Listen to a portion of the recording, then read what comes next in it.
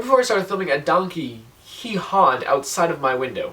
Obviously, I was caught a little off guard because, you know, it's a donkey, and I live in suburban New York, and why would someone have a donkey in suburban New York? But this really shouldn't have surprised me, because it's not like it hasn't been there, it's just like, I haven't really been around much, so I kind of forgot about it because, you know, like I said, suburban New York. My summer's been super busy, and I've been traveling all over the place recently, and, you know, with traveling comes going through airports. But before the summer, I hadn't been in an airport over the year, and I remembered it as this fantastical place with a million people going in and out, and a microcosm of the world. What I seem to have forgotten is that airports actually suck.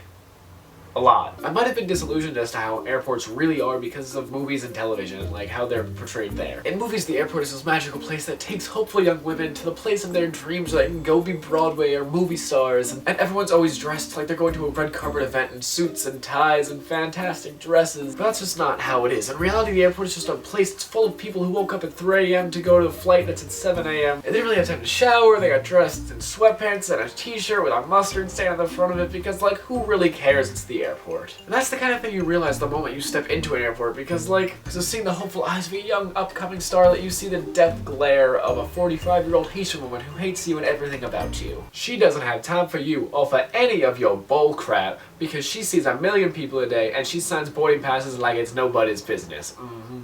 And she's checking all these boarding passes at the end of the security line because she's making sure, you know, like, you're not a terrorist and, like, national security and stuff. And after you make it through that primary line, you get to the secondary line. And that secondary security line is where you have to wait to get slightly undressed, and then you wait for someone to look at you in a machine and look at you naked. It sounds kind of hot, but, like, no, it's not. Okay. It kind of is. But after I finally made it through that entire line without losing anything besides, like, a little bit of my dignity, but that really doesn't matter because have you seen me? I make it to the gate, and it says on my ticket, and I look at the sign and I'm like, oh my god, I finally get to leave for Florida. But when I look at the screen, it's supposed to say Miami, Florida. Instead, it says Bumblefuck, Montana. Like, and I'm 95% sure that that isn't where I'm going. So instead I go to the ask desk, and I'm like, hey, you know, what's up? That's not my flight. And you know, the woman working there obviously has the same apathy towards your entire situation as the woman at the front desk did.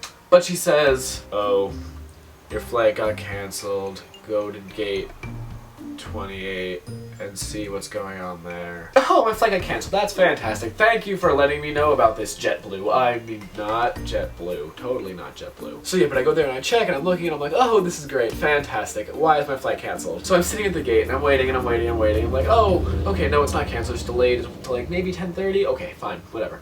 But then that time rolls around and I'm like, okay, wait, what's going on? What? I don't understand. What? And it turns out that my flight actually is canceled, so I have to go to the help desk again. I'm asking, like, what's going on? Please tell me what's going on. And everyone at the airport has the same apathy as those two women at the front desk and the other help desk, and I'm just like, what's going on? Please, I just want to go to Florida.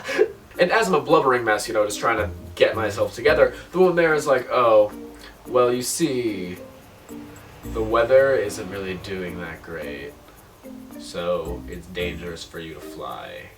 Sorry. If you're going to tell me that the reason that I can't take off my flight is because that the air is not good and the flights are gonna crash on the ground, please don't have a map behind you showing that everything is perfectly fine. So to try to figure out what's going to go on with my flight, I finally have to figure out what I'm going to do. And the flight that I finally takes off 2 days afterwards. So instead of taking off on Monday like I planned or Sunday night, whatever it was, I'm taking off Tuesday, and it's just not good, and it's annoying, it's the worst thing of all time, because I'm overdramatic. It's what I do. And I get down to Florida, and I'm with two of my best friends in the world, and we go to Disney and Universal and the best time in our life, but we kind of went on the Tower of Terror and scarred one of my friends for life. Here's a picture.